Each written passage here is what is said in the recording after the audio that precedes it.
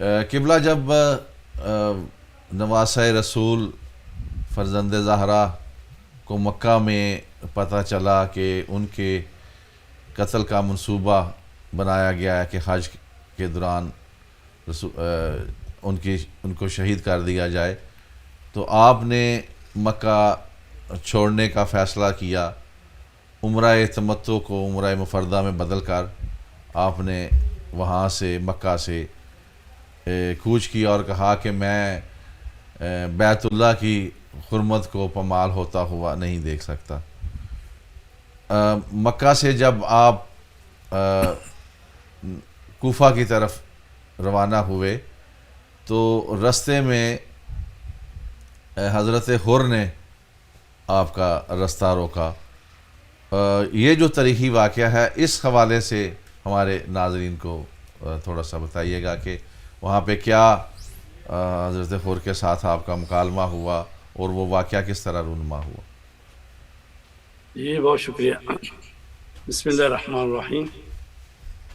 حضرت امام حسین علیہ السلام 28 رجب کو مدینہ سے آپ نکلے ہیں اور 3 شعبان کو مکہ میں آئے ہیں، اور وہاں پر آپ جو ہیں تشریف فرما تھے۔ تو شعبان، رمضان، ذیقعد، ذوالحج، تو یہ 4 مہینے تقریباً بنتے ہیں۔ تو امام حسین علیہ السلام حج کرنا چاہتے تھے، لیکن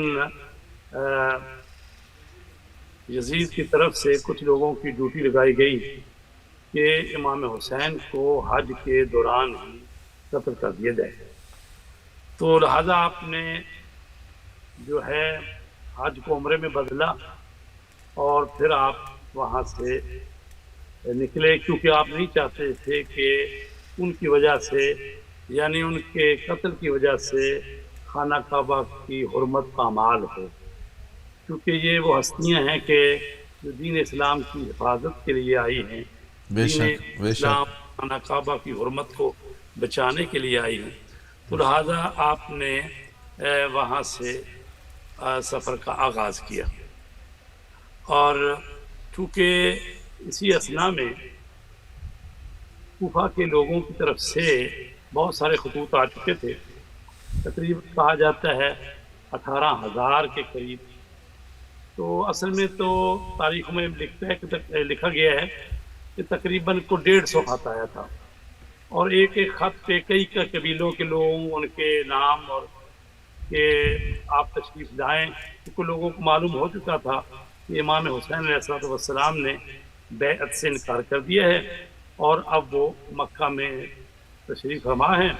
اور لوگوں نے، کوفہ کے لوگوں نے ان کو دعوت دی کہ آپ ہمارے ہاں تشریف لائیں، اور ہم نے بھی جو یزید کا گورنر ہے، ہم اس کے ساتھ نماز نہیں پڑھتے، ہم نے بائیکاٹ کیا ہوا ہے، اور ہم اس حکومت کو تسلیم نہیں کرتے، ہم بیعت نہیں کرتے، آپ تشریف لائیں، ہمیں امام کی رہبر کی ضرورت ہے، اور آپ تشریف لے آئیں۔ تو امام حسین علیہ السلام نے یعنی کوفہ کی جانب جانے کا ارادہ فرمایا۔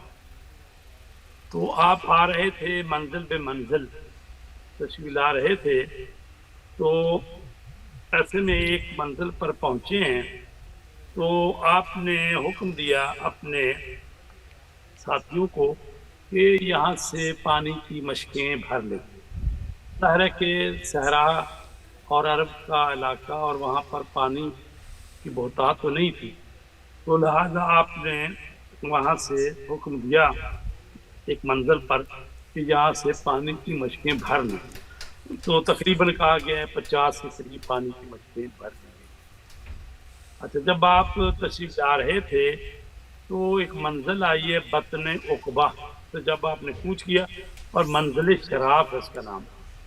تو جب صبح ہوئی تو اپنے جوانوں کو حکم دیا، انہوں نے بہت سا پانی لے لیا اور آدھے دن تک چلتے رہے۔ اسی اثنا میں حضرت کے اصحاب میں سے ایک شخص نے کہا اللہ اکبر، تو حضرت نے بھی تکبیر کہی اور پوچھا کہ تیرے تکبیر کہنے کی کیا وجہ ہے؟ اس نے کہا جی دور سے خرمے کے درخت نظر آ رہے ہیں، کچھ اصحاب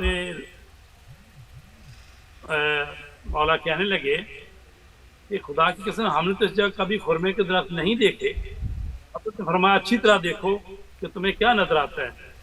وہ کہنے لگے خدا کی قسم ہمیں تو گھوڑوں کی گردنیں نظر آ رہی ہیں. تو امام حسین علیہ السلام نے فرمایا بخدا میں بھی یہی دیکھ رہا ہوں.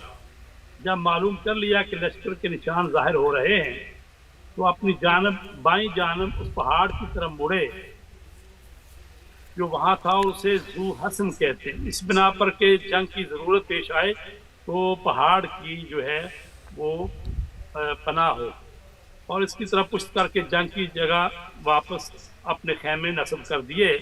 اور تھوڑی دیر گزری تھی کہ حر بن یزید تمیمی 1000 کا لشکر لے کر وہاں پہنچا. سخت گرمی تھی اور یہ حر کے لشکری جو ہیں وہ بھی پیاس سے نڈھال تھے.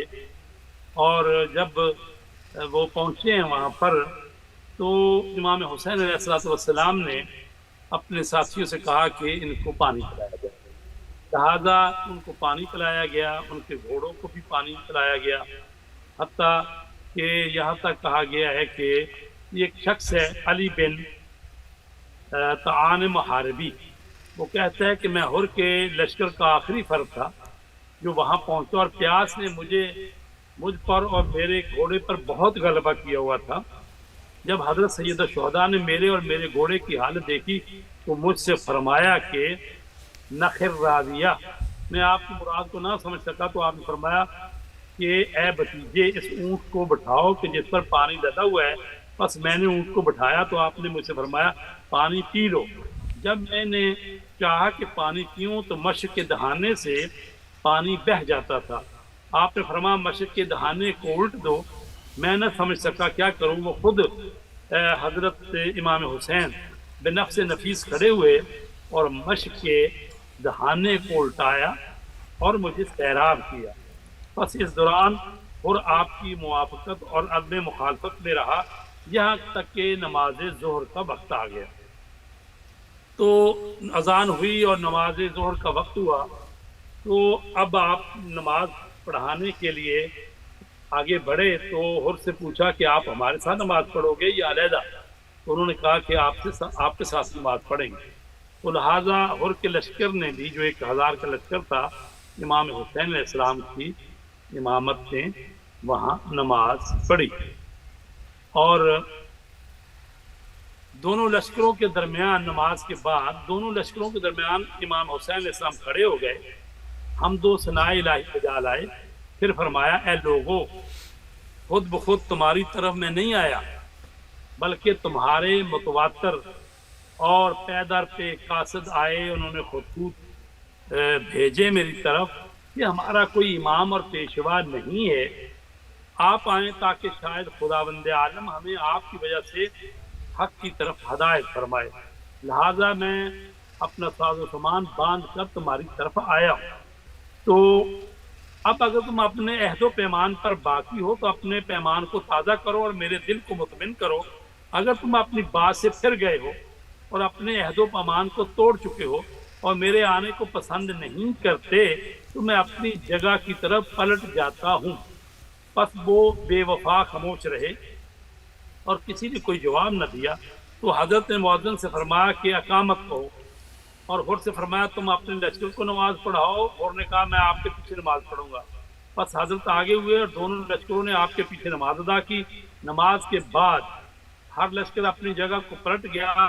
ہوا اتنی گرم تھی کہ ہر سپاہی اپنے گھوڑے کی باگ تھامے ہوئے اسی کے سائے کے نیچے بیٹھا ہوا تھا. پھر جب عصر کا وقت ہوا حضرت نے فرمایا کہ کوچ کے لیے تیار ہو جاؤ، اور منادی نے نماز عصر ادا دی. پھر آگے کھڑے ہوئے اور اسی طرح نماز عصر بھی آپ نے وہاں پڑھائی. اور پھر آپ نے اس لشکر کی طرف رخ انور کیا اور خطبہ دیتے ہوئے فرمایا اے لوگو اگر خدا سے ڈرو اور اہل حق کو ان کا حق دو تو خدا تم سے زیادہ خوش ہوگا.